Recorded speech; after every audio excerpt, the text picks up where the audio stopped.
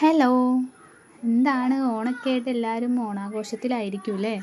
അപ്പോൾ ആദ്യം തന്നെ എല്ലാവർക്കും ഹാപ്പി ഓണം. ഞാനിന്ന് നമ്മുടെ ഏട്ടൻ്റെ വീട്ടിലത്തെ ഓണം എല്ലാവർക്കും ഒന്ന് കാണിച്ചു തരാമെന്ന് വെച്ചിട്ടാണ് കേട്ടോ ഈ വീഡിയോ ഇട്ടത്. അപ്പോൾ നേരത്തെ കണ്ടതാണ് നമ്മുടെ വീടിൻ്റെ ഫ്രണ്ട് ഭാഗം കേട്ടോ.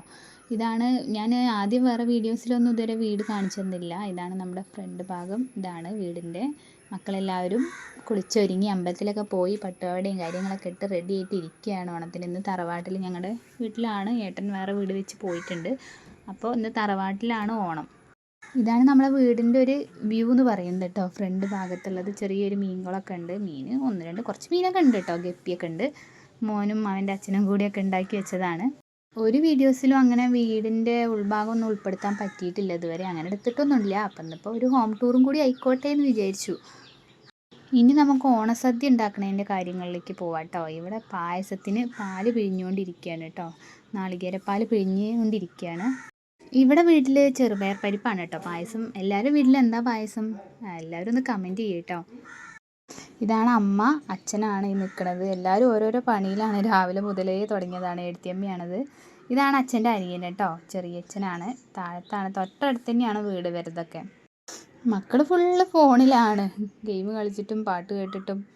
ഓണം വിഷുവൊക്കെ ആകുമ്പോൾ നമുക്ക് വീട്ടിൽ ആരെങ്കിലും ഗസ്റ്റൊക്കെ വരുമല്ലോ അല്ലേ, ഫുഡൊക്കെ കഴിക്കാൻ വേണ്ടിയിട്ട്. പക്ഷേ അങ്ങനെ കുറേ ആൾക്കാരൊന്നും നമുക്ക് വരാനില്ല. അച്ഛൻ്റെ ഒരു ഫ്രണ്ട് വരുന്നുണ്ട്. പിന്നെ ഇത് ഏട്ടനാണ്. ഏട്ടനും എഴുത്തിയമ്മയും തൊട്ട് താഴെ തന്നെയാണ് വീടൊക്കെ വെച്ചിട്ടുള്ളത്. അപ്പോൾ തറവാട്ടിൽ ഓണമാകുമ്പോൾ അവർ നമ്മളെ കൂടെ ഇങ്ങോട്ട് മേലേക്ക് കയറി വന്നതാണ്. അങ്ങനെ എല്ലാവരും ഓരോരോ തിരക്കിലാണ്. ആരും അങ്ങനെ വെറുതെ ഇരിക്കണില്ല. എല്ലാവരും നല്ല പണിയിൽ തന്നെയാണ് കേട്ടോ. ഓരോരുത്തർ ഓരോരോ പണി ചെയ്തുകൊണ്ടിരിക്കുകയാണ്. പിന്നെ ഫുഡ് ചോറും കറികളും എല്ലാം രാവിലെ തന്നെ ആയിട്ടുണ്ട്, നേരത്തെ ആയിട്ടുണ്ട്. പായസം മാത്രമേ, പായസത്തിന് കുറച്ച് പണിയാണല്ലോ, ഈ പാലൊക്കെ പിഴിഞ്ഞുണ്ടാക്കിയിട്ട് വേണ്ടേ. അപ്പോൾ കൂടി ആയാൽ സദ്യക്കുള്ളതെല്ലാം സെറ്റായി. പിന്നെ ഇതാ നമ്മൾ പായസത്തിനുള്ളത് വെന്ത് കഴിഞ്ഞിട്ടുണ്ട്. അപ്പോൾ അരിയും കൂടി ഇട്ടിട്ടാണ് പായസം ഉണ്ടാക്കുന്നത്. അപ്പോൾ അത് വെന്തിട്ടുണ്ട്. പിന്നെ അവിയൽ റെഡി ആയിട്ടുണ്ട്. ഇതൊക്കെ നേരത്തെ കാലത്തെ റെഡിയാണ് കേട്ടോ, സെറ്റാണ്. ഉപ്പേരി, പയറും കൈപ്പങ്ങ ഇട്ടിട്ടാണ് ഒരു ഉപ്പേരി ഉണ്ടാക്കിയിട്ടുള്ളത്. പിന്നെ നമുക്ക് ചോറ് നേരത്തെ ആയിട്ടുണ്ട്. പിന്നെ നമ്മൾ ഉണ്ടാക്കിയിരിക്കുന്നത് മത്തൻ എരിശ്ശേരിയാണ് കേട്ടോ. മത്തനെ കൊണ്ട് എരിശ്ശേരി വെച്ചു. പിന്നെ ഉണ്ടാക്കിയത് വെള്ളരിക്ക പച്ചടി എന്ന് പറയും. എല്ലായിടത്തും ഉണ്ടോയെന്ന് അറിയില്ല. ചിലർ ബീറ്റ്റൂട്ട് കൊണ്ടൊക്കെ പച്ചടി ഉണ്ടാക്കുന്നത് കാണാറുണ്ട്. ഇത് വെള്ളരിക്ക പച്ചടി കേട്ടോ ഞങ്ങൾ ഉണ്ടാക്കിയത്. കുറേ പായസത്തിനുള്ളത് ആദ്യം പാൽ പിഴിഞ്ഞെടുത്തു. പിന്നെ അത് കഴിഞ്ഞിട്ട് രണ്ടാം പാലെടുക്കാൻ കുറേ ഞങ്ങൾ അടിച്ചൊക്കെ, പിന്നെ മിക്സിയിലിട്ട് അടിച്ചിട്ടൊക്കെ ഉണ്ടാക്കുമല്ലോ, അങ്ങനെയും കുറേ പാലെടുത്തിട്ടുണ്ടായിരുന്നു. കുറേ പായസം ഒന്നും ഉണ്ടാക്കണില്ല, എന്നാലും പാൽ കൂടുന്നതിനനുസരിച്ച് പായസം നന്നാവും എന്നും പറഞ്ഞുകൊണ്ട് അങ്ങനെ പാലെടുത്തുകൊണ്ടിരിക്കുകയാണ്. തിരുവോണത്തിനാണ് കേട്ടോ നമ്മളെ വീട്ടിൽ ഉണ്ടാക്കാറ്, ഫുഡൊക്കെ ഉണ്ടാക്കാറ്. കാരണം ഉത്രാടം നമുക്ക് നാട്ടിൽ പ്രോഗ്രാം ആയിരിക്കും കേട്ടോ. അവിടെ തന്നെ ആയിരിക്കും സദ്യയൊക്കെ.